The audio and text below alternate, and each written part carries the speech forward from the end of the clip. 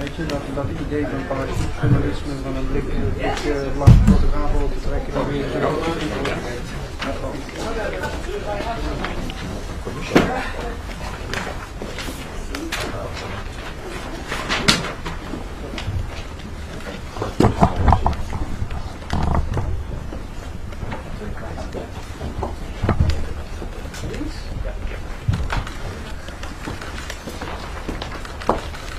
So welcome to the JEF press conference. We start with two short statements from both ministers, followed by a Q&A session, and after that there's opportunity hopefully for one-on-ones. The spoken language is English. Minister Ollengren, the floor is yours. Thank you very much, and welcome to the Amsterdam Naval Barracks. It's an honor to host the JEF here today. The JEF Ministerial, I'm sure that you're all aware that this is a UK-led initiative that is very important, I think, for the JEF countries to preserve security. It also deters hybrid threats in the High North, North Atlantic, Baltic Sea regions, or the JEF region, and it's aligned with our NATO efforts in these domains. Today we had an in-depth discussion on the situation in Ukraine, and we also spent some time on discussing actionable steps to strengthen the protection of our critical offshore and undersea infrastructure. Well, you are aware that we are witnessing every day cyber attacks. We have seen suspected Russian seabed espionage operations. We've seen unexplained cable breaks off the shore of Norway and UK. And I think we are all aware, since the Nord Stream sabotage, that our undersea infrastructure is vulnerable, and we have to do more to protect it. So, to bring JEF cooperation and security one step further, we have agreed on pooling and sharing our capabilities where we can, for example by doing joint patrols and surveillance, to strengthen deterrence and collective situational awareness in the JEF region in alignment with NATO. And we've also agreed on organizing exercises, future JEF activities that would include scenarios against threats against undersea and offshore infrastructure.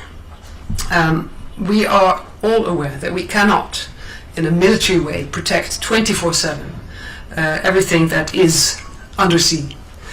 But we can do our utmost to work with our partners and to cooperate together with our partner countries to protect our interests. And now I'd like to hand the floor to Ben. Thank you very much, and thank you to all of you and the department for hosting us today for a great session of JEF. The JEF has had one of its busiest years. If you just look at the level of exercising and commitment by all our nations to joint working, it's staggering the difference between the early years and what we saw last year. Obviously, response to Ukraine, but also not just that, in response to a more assertive Russia around our borders. And of course, we all share that Northern Atlantic, Nordic geography, and it's important that we work together to strengthen ourselves as one. But also, we should reflect that when this started in 2014, I think JEF first was muted. Two countries were obviously not in NATO, Sweden and Finland, and hopefully by certainly this year or end of this year we should have all the JEF nations will be in NATO. And it's why it was really important today. One of the discussions we had is how we make sure we work in conjunction with NATO to make sure our uniqueness, such as a very much a defence alliance or group of countries who exercise regularly, that adds to the strength of NATO and SACEUR's plans. And I think that's really important, that we make sure that as the two new members come in, that they are supported by the existing long-standing members of NATO. We obviously talked about an update of Ukraine and what was going on there, and I summed up that effectively Ukraine still has the momentum in its counter-offensive and has been successful on all three of its main fronts or axes of advance.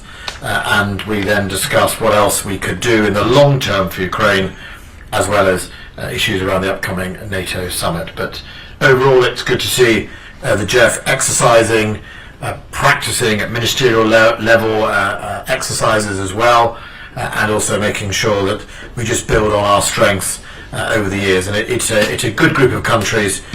We face the similar threat, and we often are very, very like-minded in how we're going to set about dealing with it. Thank you. Okay, thank you. There's a microphone in the room, so if you have a question, please wait for the microphone to reach you. And would you please kind to say your name and the name of your news agency in advance, please? Ja. Michiel Breedveld, NOS, Dutch Broadcasting. Ms. Olderman, I would like to ask you, we have a story about the bombing of the Nord Stream pipelines. The Dutch military intelligence services warned for such a plan, a Ukraine plan. Did this intel reach you at that time? Well, I've seen the news, and we've seen previously also some international news on this, but I hope you'll understand that I cannot possibly comment on the work of our intelligence services. So that is all that I can add at this point. Yeah. The Americans warned Ukraine not to execute such a plan. Was the intel that serious? Well, like I said, I cannot comment on the work of our our intelligence services, and in general, when we've talked about Nord Stream, we've always said we have to wait for the results of the ongoing investigations. Germany is investigating, Sweden is investigating, Denmark is investigating. We don't have the results in yet, so until then, I will not comment on it. Yeah. There's more and more information indicating Ukrainian involvement in the explosion on the Nord Stream.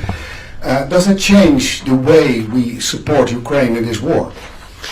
Well, like I said, I'm not commenting on Nord Stream, on the Nord Stream sabotage, waiting for the results of the investigations.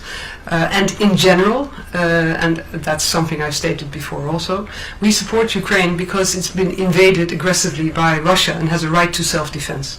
And that's why we support Ukraine, and we will continue to support Ukraine in this war of attrition. Mr. Wallace, with all the ministers of defense, you talked about threats like this. This shows we were warned. Is there any way to defend critical infrastructure at sea? Well, I hear your assertions in the question, but just like my Dutch colleague, we don't comment on intelligence matters. It is a matter for our intelligence services, what we share and how they share between us, and we protect that. So I'm not going to comment further. I absolutely echo the Dutch position. Of course, there are at least 3 sets of investigations going on. I wouldn't want to undermine those investigations by speculating, and I think some of your questions have speculation in it as much as anything else, and we're not going to undermine it. Let's give them time, the space. They're all professionals. They'll no doubt produce reports that will be relevant to any prosecutions coming forward. Could you say the explosion on the Nord Stream was a wake-up call? Look, I'm not. I do admire your trying. I mean, I think your question too. The answer will be the same, but I'm not going to speculate on the Nord Stream explosion at all. That's for the investigators to put together the evidence, and no doubt, as the journalist, you'll be able to cover that when it's published. Thank you very much. Okay, same topic. No. Here. Thanks very much. Richard Husso, Finnish Broadcasting Company. My question goes to Mr. Wallis. You're seen as one of the main contenders to succeed Jens Stoltenberg as the Secretary General of NATO. How do you comment on that, and what's your view on how NATO should be developed in the future, more in general terms? And also a follow-up on that to Minister Ollongren. Do you believe that the decision on a successor will be taken by or at the summit in Vilnius? Well, first of all, there's an awful lot of good candidates out there that could fill the role of Secretary General. As I've said sort of publicly many times before, I absolutely love the job I do as Defence Secretary. I'll be 4 years in this role. It's one of the best jobs, I think, in any government to be the Defence Minister. So I love the job I do. Look, of course, we have a high regard for the job of Secretary General for NATO. It's a really important job, very important in this time with a newly a conflict in Europe, an aggressive Russia, and it's very, very important that we learn the lessons incredibly quickly of what's going on in Ukraine and make sure NATO modernises and moves forward. But ultimately, it's for the member states and the leaders of those member states, 31 member states, to make that decision, and I'm sure there are lots of good candidates out there. I don't have much to add to that. We're all aware at some point we'll have to let Jens Stoltenberg go, so there will have to be a successor. But I cannot comment more than that. Thank you. Other questions? Hendrik Wilson, Dutch Press Agency, ANP. Ms. Ollengren, you said that it's impossible to protect the infrastructure undersea 24/7. So, how likely is it, according to you, a sabotage action undersea? Well, what I said was it's impossible to protect it 24/7 just by military means. So we need to cooperate with the private sector, for instance. We need to cooperate with our coast guards, and we need to share our information and to share our capabilities. And that way, that's, I think, the best way to prevent sabotage of undersea infrastructure and to deter any actor who is thinking about it of doing so. So I meant by saying that we cannot do it ourselves with our navies, that we have to involve these other partners. Okay. And the MIVD, the Dutch intelligence agency for the military, said that last year Russia tried to watch the wind parks at sea. Did you see any new Russian activity in the North Sea? As I said just now, commenting on another question, is generally we don't talk about what our intel services are doing, but sometimes if we have an assessment of something that they are doing that could harm us, we do publicly speak about this. And the incident that you mentioned, we know that other countries have seen similar incidents, which is mapping our energy infrastructure, in this case wind parks on the North Sea. So this means that it's happening, and it's happening on a larger scale. So I cannot offer you any specifics or concrete cases, but this is what we're dealing with. In front. Thank you very much. Henry Foy, Financial Times. The question to both ministers. There are three major issues coming up here for NATO. There's Swedish accession, there's what do you say about Ukraine's membership, and there is the issue of who's going to run the alliance as Secretary General.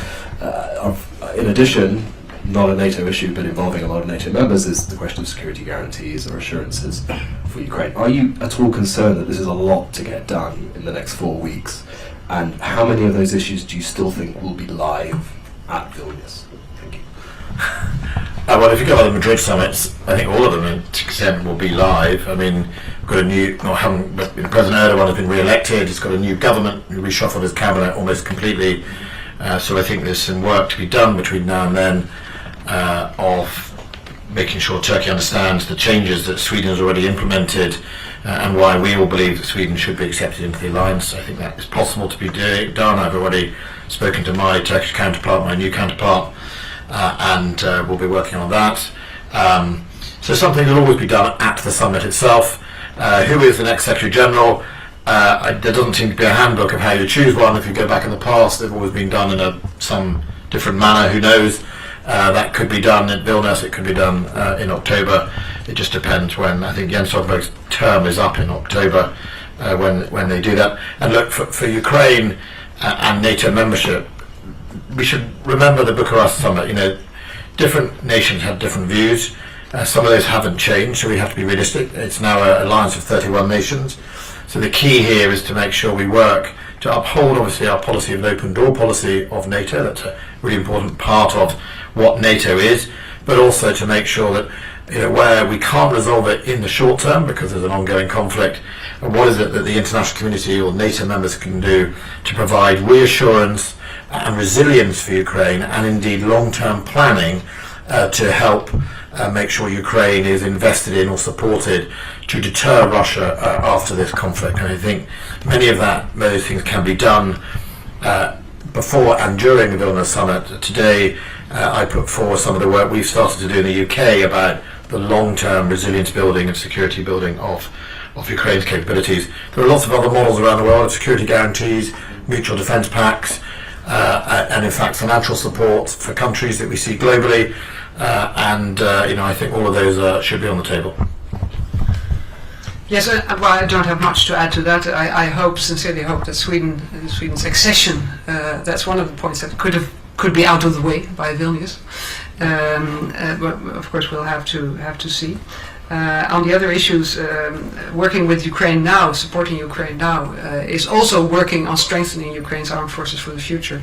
Because as they are working more with the capabilities that we are delivering to them, they're working with NATO standard capabilities, which means that they're transitioning from the older types that they had, Russian platforms, to modern NATO platforms. And that is part of what they will need in the future to be able to do the deterrence.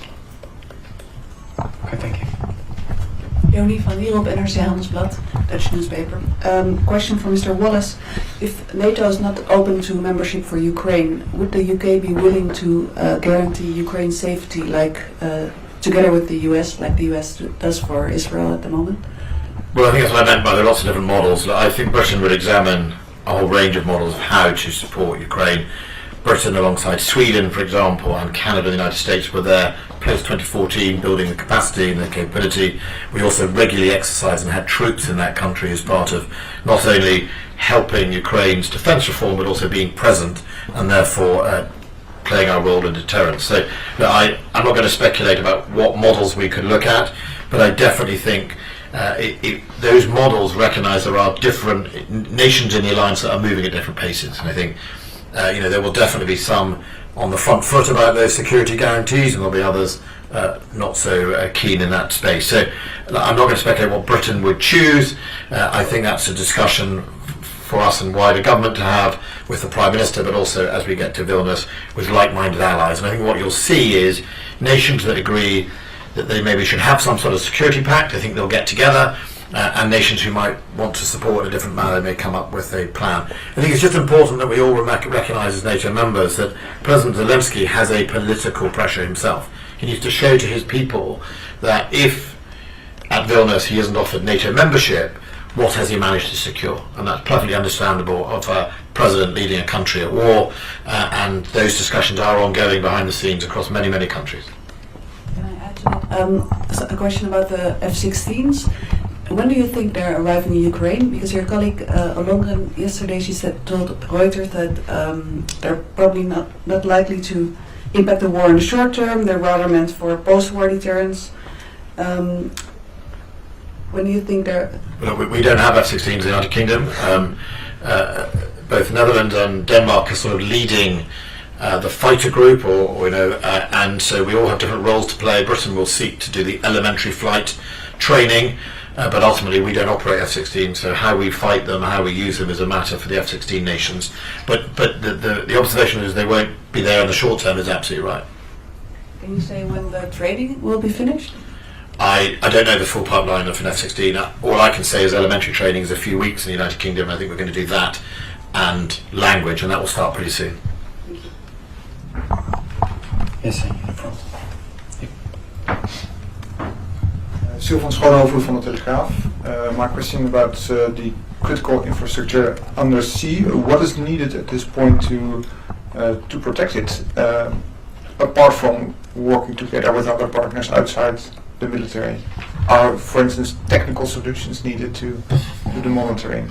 So first of all, it's not a secret that Russia has a proactive program, a REP program, which is specifically designed to mount operations on critical infrastructure such as communications, energy networks, and is proactive in mapping our infrastructure around nowadays not just the North Atlantic and the European area, but actually also with ambitions in the Pacific as well. The mapping of that involves submarines with sort of mothership submarines. The Loishank is one of them. If you remember, there was a fire on one. and survey and spy ships in it. So they have both capability and intent. What we don't have, which is what we are rapidly working together to try and resolve, is we don't have the awareness we need to of what they're up to when they are lurking, as I would say, around some of our infrastructure. It's why we are launching next month RFA Proteus. We have bought a ship specifically designed to survey critical infrastructure. It's a Navy ship. She sets sail in July, and I absolutely can guarantee that that ship will be partnering with our Jeff colleagues, very much that's where often our vulnerabilities are, and its home beat will be around the national infrastructure that we are all relying on.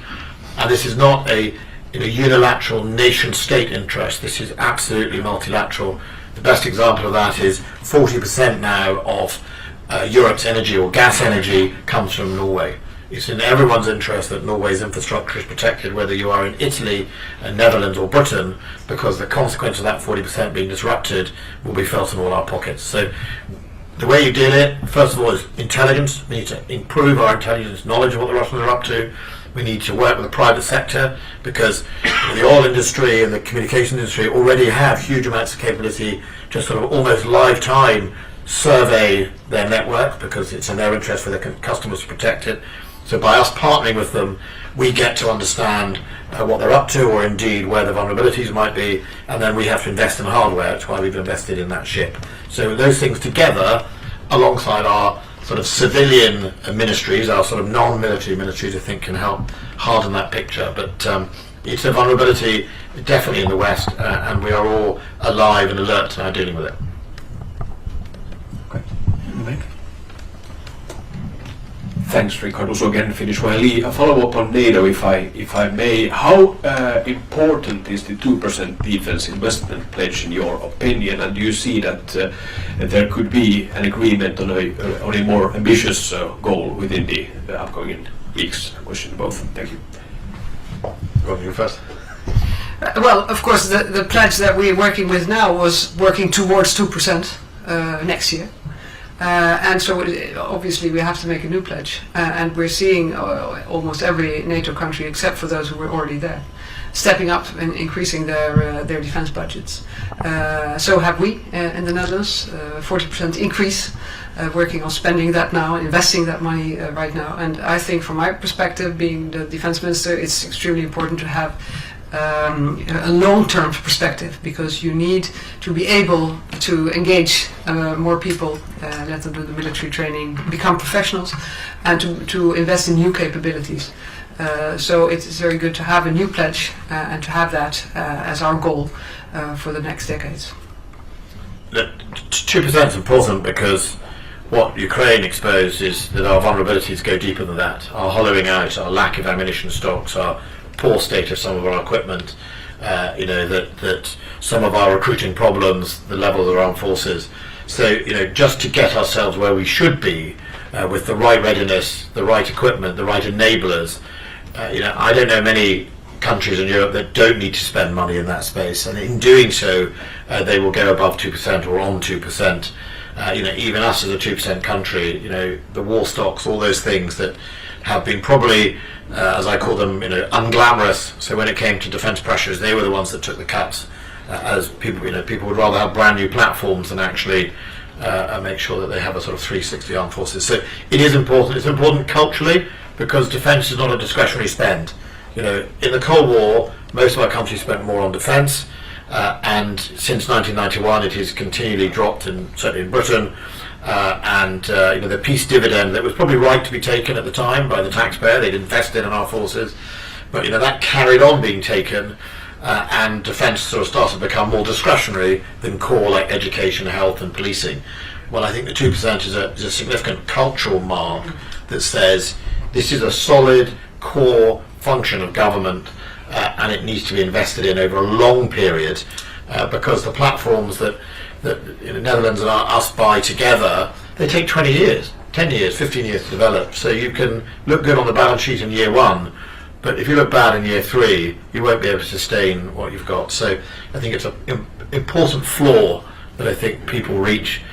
Ultimately, the United States, one thing that unites President Obama, President Trump and President Biden was a belief that Europe had to carry more of the burden of defending Europe, and I don't think that's an unreasonable position to be in. Other questions? No? Okay, well, yeah. Mr. Wallace, Leonie van Hielp again, NRC. I see the location of today's meeting as a compliment for the Netherlands. Is there room for improvement, or are you fully satisfied with the Dutch efforts on defence? We have to, so the great thing about the JEF is the professionalism of the forces that we work with is incredibly high. Some of it is historical. We celebrate, I think, 50 years of our marine relationship with the Netherlands and Britain, and I can't, it's been brilliant. I remember coming here literally a few days or after the invasion when I came to visit in The Hague, and front and centre, first in the line to support Ukraine was the Netherlands. I mean, absolutely. And I think I don't think it's a position of me being in judgment because we're partners. I think what we'd say is we've always been partners, we always will be, and the professionalism of both our forces. I live very near where the Dutch soldiers are training Ukrainians in Britain. I sometimes go and visit them up there. First of all, they're loving it, even though I live in the north of England and the weather is pretty Dutch. It is that we're just partners. So I don't think it's about judgment. I would never expect anything other than the greatest professionalism that we do when we deal with the Netherlands, both the ministry and the men and women of the armed forces. Do you have the same satisfaction with the efforts of Germany and France? Yeah, look, I mean, Germany put in the M270s long-range fires, right? They've been given a lot of sort of criticism, but ultimately one of the weapon systems that's caused more destruction to the Russian forces was the HIMARS and the M270. There were two M270 nations, Britain and Germany, the other one was the US and the HIMARS. That's made a real difference. So Germany, I think, are now bigger contributor to us, so they've put a lot in. They might do it at a different pace, but nevertheless, they've made a big difference. And France? Yeah, look, France is becoming one of the biggest contributors as well, and we all play to our strengths, but absolutely, I was in France last week. I think, despite best efforts for people to try and show there are differences, the international community has been pretty strong. We're 16 months in. We started this year donating tanks, and now F-16s. If I said to you 18 months ago, do you think anyone other than the United States, Denmark and Netherlands, for example, would be leading the charge to help Ukraine acquire F-16s? You wouldn't believe it. We all remember the row in Poland about giving MiG-29s, I think, at the beginning of this. So, seeing this European effort, aren't you a bit disappointed by the Ukrainian offensive at the moment? I don't think any of us can be disappointed. We're not fixing bayonets and running towards the guns. I think they suffer, but the Russians suffer significant losses as a result of the brave Ukrainians. All I know is it's going to plan. They're being successful. They maintain momentum. They're outnumbered sometimes in the air force and in parts of it, and they've repelled one of the biggest armies in the world. One quick one. Gabrielius Landsbergis, the foreign minister of Lithuania, gave an interview to the FT yesterday where he said that NATO still doesn't have a plan for the Baltics. There's no peacetime message to Putin, and 4 weeks out from Vilnius, they're still not satisfied with what's being offered. Do you think that's fair? Do you think the Baltic nations should still feel... I haven't finished reading the 3,000-page regional plan. So if 3,000 pages of plan isn't a plan, I would dread to see what a plan is supposed to be. It's highly detailed regional plan. It's 3,000 pages that cover all the details. Obviously, we will all look, and as nations that contribute to the enhanced forward presence, we do Estonia, but we have people in Poland and I think, are you in Holland? No, are you in Lithuania, Netherlands? We have a unique relationship with those host countries, so we'll get a real understanding. But we're also there to support those host countries. So if Estonia has worries about the regional plan... The Estonians don't complain. They're quite happy. Look, I think we've all contributed significantly to the EPs and will continue to recognise that these nations border Russia. These nations are, to some extent, at the front line. What has changed with Ukraine is the original position of a sort of tripwire, and then everyone would have about 60 days to get there, is not sustainable. If you look what Russia does in the first 5 days of invading a country, no population is going to want to tolerate that. So part of these plans are all about changing that, more of a forward presence to give people time to reinforce than leaving at the mercy of a Russian war machine a population of the Baltic states, which understandably is a political issue in this country. Okay. Thank you. Thank you. Brittiministeri Ben Wallace nähdään yhtenä vahvimmista ehdokkaista pääsihteeri Stoltenbergin seuraajaksi. Päätökseen nimityksiä vaaditaan kuitenkin jäsenmaiden yksimielinen työ. Ja, ik zie hier alleen maar. Kom eens terug. Nog een keer. Ja.